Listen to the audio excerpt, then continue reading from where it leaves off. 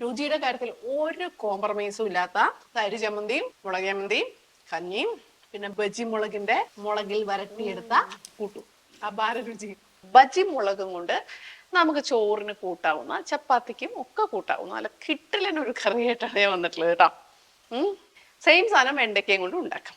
Okay, അപ്പോൾ ഇതാ ഞാൻ ഒരു 4-5 ബജിമുളക് എടുത്തു. എന്നിട്ട് ഞാൻ ഇവനെ ദേ ഇങ്ങനെ ഓപ്പറേഷൻ ചെയ്ത് ഇങ്ങനെ ഇങ്ങനെ ഇങ്ങനെ ഇങ്ങനെ നമ്മൾ ഇവൻ്റെ വയറിങ്ങ് കീറുക, അറ്റം മുതൽ ഇങ്ങേറ്റം വരെ. പൊളിഞ്ഞു പോകരുത് കേട്ടോ. ഇനി നമുക്കിതിൻ്റെ മസാല തയ്യാറാക്കണം. സിമ്പിളാണ് കേട്ടോ. ഒരു പാത്രം എടുത്തു, അതിലേക്ക് ഇതിനാവശ്യമായിട്ടുള്ള സാധനങ്ങളാണ് ഞാൻ എടുക്കുന്നത്.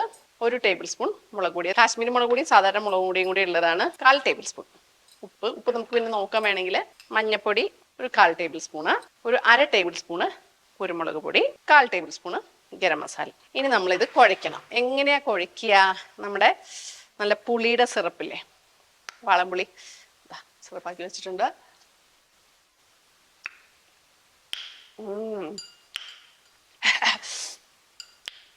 അടിപൊളി സിറപ്പ്. അപ്പൊ സിറപ്പ് വെച്ചിട്ടാണ് നമ്മൾ ഇത് കുഴയ്ക്കുന്നത്. സിറപ്പ് വെച്ച് ഞാനിങ്ങനെ കുഴച്ചു. അതിൻ്റെ കൂടെ കുറച്ച്, ഒരുപാടൊന്നും വേണ്ട, ഒരു 1/2 ടേബിൾ സ്പൂൺ വെളിച്ചെണ്ണ. അയ്യോ, കുറച്ച് കൂടിപ്പോയിട്ടാ, ആരും കണ്ടില്ലല്ലോ. 1/2 ടേബിൾ സ്പൂണേ ഒഴിക്കാവൂ. ഓക്കെ, എന്നിട്ട് എല്ലാം കൂടെ നമുക്ക് മിക്സ് ചെയ്തെടുക്കുകയാണ്. ഇതിലാകെ ഞാൻ വിട്ടുപോയതൊരു സാധനമാണ് കായം. ഓക്കെ, കായം വന്നാൽ നല്ലൊരു ഫ്ലേവർ ആവും കേട്ടോ. അപ്പം നിങ്ങൾ ഇടുമ്പോൾ കായം കൂടി ഇടണം, മറക്കരുത് കേട്ടോ. എനിക്കിനി വീട്ടിലോട്ട് ഓടിപ്പോകാൻ വയ്യ കേട്ടോ, അതുകൊണ്ടാണ്. അപ്പം കായം ഇടണം, മറക്കണ്ട. അപ്പം കുറച്ചും കൂടി ഞാൻ പുളി ഇട്ടു. ടേസ്റ്റ് നോക്കണം. എല്ലാം കൂടെ ഇളക്കി സെറ്റാക്കി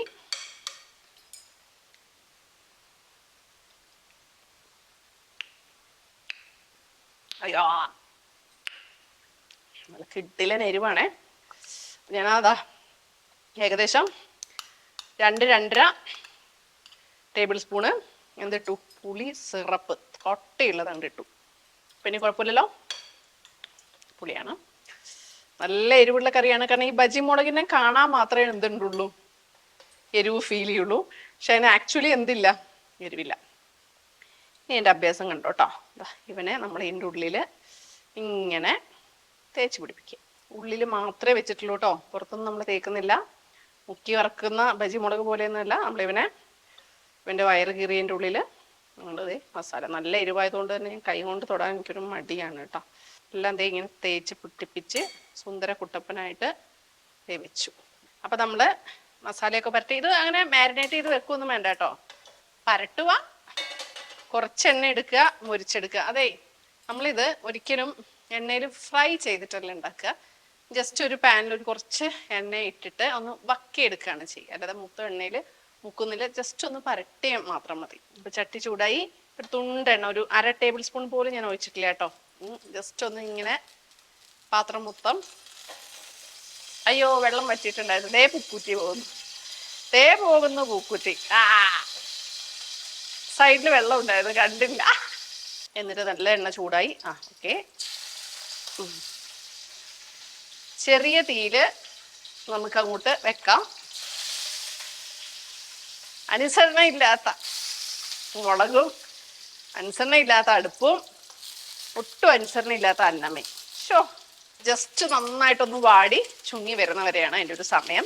ഇപ്പൊ തീ സ്ലോ ആയിരുന്നു. ഇനി ഞാൻ അതിൻ്റെ അകത്തൊരു മീഡിയത്തിലേക്ക് മാറ്റി വെച്ചു. ഇനി തിരിച്ചിടേണ്ടത് ഞാൻ എൻ്റെ ഒരു പാകമാകുമ്പോൾ പറയാം. ഓക്കെ, ഒരു ഭാഗമായി. അപ്പം നമ്മൾ കണ്ടോ, അയ്യോ ഇത് കുറച്ച് എൻ്റെ അമ്മയെ എൻ്റെ കണ്ണിൽ മൂക്കിൽ തെറിച്ച്.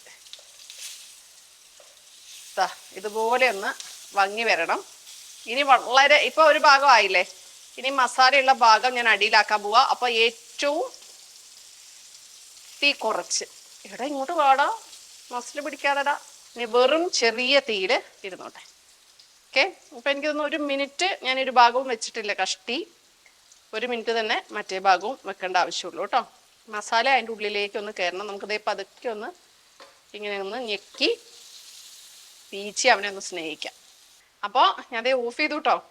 കഷ്ടി 1 മിനിറ്റ് മതി. അപ്പം ഞാൻ ദേ എടുക്കുവാണ്, ഓരോന്നായിട്ട് എടുക്കുവാണ് കേട്ടോ.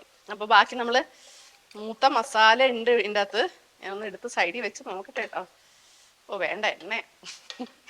ആ മസാലയും കുഴച്ചടിച്ചാൽ നല്ല ടേസ്റ്റ് ഒക്കെ ആയിരിക്കും, പക്ഷെ വേണ്ട എണ്ണയാണ്. ഇത് മാറ്റി വെക്കട്ടെ, നമുക്കൊന്ന് കഴിച്ചേക്കാം. ഓക്കെ, അപ്പോൾ ഇതാ നല്ല മട്ടേരി കഞ്ഞി, നല്ല കുറുകിയ കഞ്ഞി ഉണ്ട് കേട്ടോ. ഒരു മുൻകരുതലാണ്. എല്ലാരും ചോളോ ചിപ്സ് പോലെയുള്ള സാധനങ്ങളൊക്കെയാണ് തരുന്നത്. പക്ഷെ ഞാൻ തിന്നുന്നത് മുളകിന്റെയും കാന്താരി മുളകിന്റെയും വിവിധ പാകഭേദങ്ങളാണ്. നമ്മൾ ഇതിൻ്റെ അകത്തേക്ക് ഒഴിക്കാൻ പോകുന്നത് തൈരിന്റെ ഒരു ചമ്മന്തിയാണ്. ഈ തൈര് ചമ്മന്തി ഉണ്ടാക്കുന്ന വീഡിയോ നമ്മൾ ചാനലിൽ ഇട്ടിട്ടുണ്ട്. ഇനി അതിലേക്ക് നമ്മുടെ ചമ്മന്തി, നമ്മുടെ ചാനലിൽ 2-3 പ്രാവശ്യം ചെയ്തിട്ടുള്ള ചമ്മന്തിയാണ്. പുളിയും ചുട്ട മുളകും എന്താണ് ചെറിയുള്ളിയും അങ്ങോട്ട് ചുട്ട് ചതച്ചതില് പച്ചവെളിച്ചെണ്ണ ഒഴിച്ച് പുളിയും ചതച്ച കിടിലൻ ചമ്മന്തി.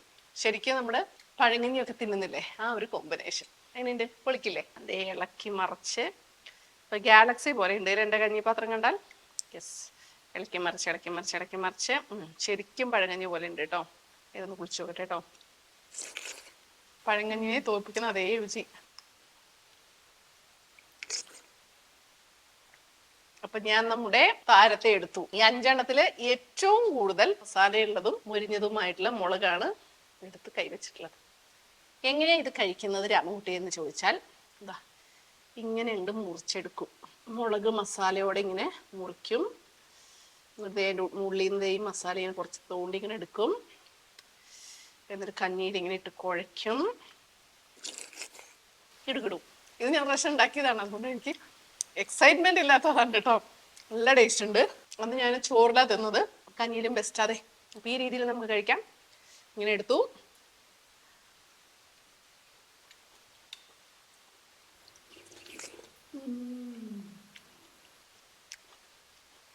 സംഭവം പൊളിച്ചില്ലേ? വലിയ പണച്ചെലവില്ല, ഒട്ടും മെനക്കേടില്ല.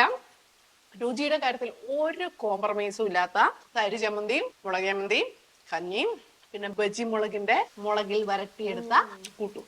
അപാര രുചി. നമ്മൾ സാധാരണ ഇതിന് മുമ്പ് ഉണ്ടാക്കിയിട്ടുള്ള മുളക് കറികളിലൊക്കെ എരിവുള്ള മുളകായിരുന്നു. ബജി മുളകിന് ഒരുപാട് എരിവില്ല. പക്ഷെ നമ്മളത് നോക്ക്, സ്റ്റഫ് ചെയ്തേക്കുന്നുണ്ടോ, ആ മസാലയ്ക്ക് നല്ല അടിപൊളി എരിവാണ്. ഞാൻ ഇതേ അതങ്ങനെ പീച്ചി അങ്ങോട്ട് ഇടാൻ പോവാ. മുളകിന്റെ എല്ലാ സത്തും മസാലയും എല്ലാം കൂടെ അങ്ങനെ പീച്ചി പീച്ചി പീച്ചി ഇട്ടു. ഇനി ഇതിൻ്റെ അകത്ത് ഒന്നുമില്ല കേട്ടോ, അതിലെന്തോരും അല്ലാതെ ഈ മുളകിലൊന്നുമില്ല. എന്നിട്ട് എല്ലാം കൂടെ ഇങ്ങനെ ഇട്ട് കുഴച്ച് കുഴച്ച് കുഴച്ച് കുഴക്കാൻ ചോറ് വേണ്ടേ കഴിഞ്ഞ് വേണ്ട. മുളക് ഇങ്ങനെ ഞാൻ റെഡി. ഇതൊരു പാത്രം കുടിച്ചിട്ട് രാവിലെ പറമ്പിലോട്ട് കിളയ്ക്കാൻ ഇറങ്ങിയ ആയിട്ടൊരു 3 മണി വരെ ഒരു ക്ഷീണം ഉണ്ടാവില്ല.